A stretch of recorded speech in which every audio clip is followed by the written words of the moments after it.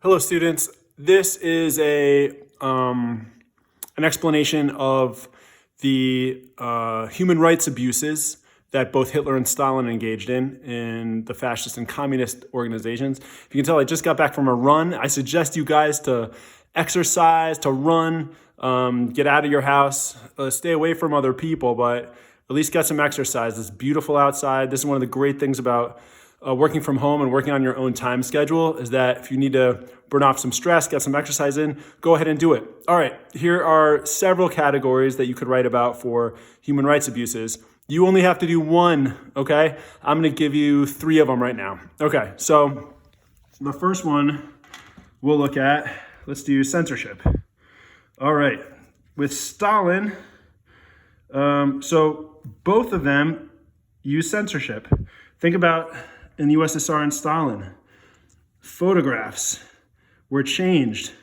Photographs changed. People's histories were erased, right? After Stalin killed them, he literally, that's his photograph, sorry, my handwriting. He literally would wipe them from history, from their photographs. Other censorship that the USSR engaged in was all government-run media. Think of the radio that Sasha is listening to. There's no independent journalism. No independent media. Ow, my cat is scratching me right now. Please stop that. That is terror. We'll get to that later. Ow, jeez. Okay. Government-run media, no independent media. Let's see. With Hitler, there were bonfires of books. Remember, we saw Voltaire burned in great book burnings, okay? Book burnings. That is censorship for both of them. Okay, they both had secret police. The secret police for Stalin was called the Cheka, and the secret police for the Nazis was called the Gestapo. And I can't get away. Okay.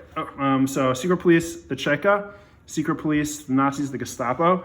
And there's no court system. The police would just show up at night and they would take you. And there's no judge or jury and no accountability for the police. And so that's secret police. And finally, let's do terror. Think of terror for Stalin. People lived in fear of purges, where large numbers of people would disappear and be killed. Also, think of the applause. Why were people applauding for Stalin at meetings?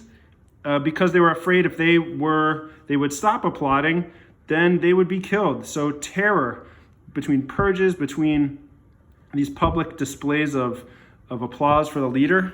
Similarly, terror in Nazi Germany, you had concentration camps and death camps. Another example was, if you look about fascism, there was Kristallnacht, the night of the broken glass, where the Nazis targeted Jews and destroyed their synagogues or their churches. Jewish church or a temple is called a synagogue. They destroyed them, they rounded people up, and were violent. And so there was terror in both the USSR and Nazi Germany.